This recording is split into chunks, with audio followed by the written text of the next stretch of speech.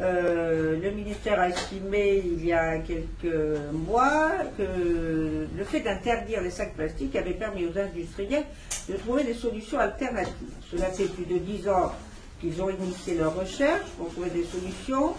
Ne peut-on pas éviter la surréglementation qui découragerait les acteurs économiques? En ce qui concerne l'interdiction des sacs plastiques, elle a été décidée par le gouvernement et votée par le Parlement en raison de l'impact majeur sur la biodiversité marine, notamment les espèces qui étaient exposées à ces microparticules de plastique.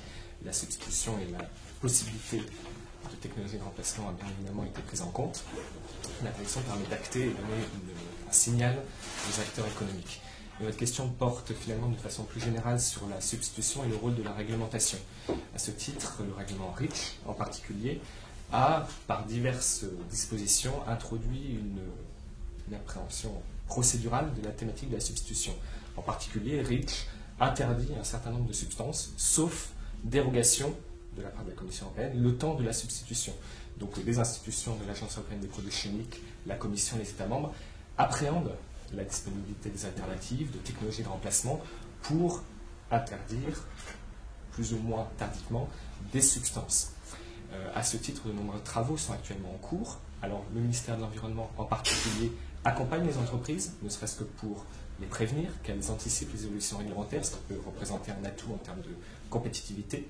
Donc, le ministère a notamment un service d'assistance réglementaire, à la demande du ministère en était l'INERIS, pour accompagner les entreprises sur ce sujet-là. Un guide est actuellement en cours d'élaboration avec le MEDEF et les pouvoirs publics à destination des chefs d'entreprise pour leur fournir des outils méthodologiques de gestion de la substitution, avec un focus pour éviter les substitutions malencontreuses vers des substances tout aussi dangereuses, qui présentent des risques qui seraient inacceptables. Et par ailleurs, la Commission européenne mandate de nombreux travaux en ce moment sur l'impact des réglementations européennes sur la substitution. Et des études récentes ont montré que REACH, par notamment l'identification de substances dites extrêmement préoccupantes, a orienté l'industrie vers la substitution de ces substances les plus dangereuses.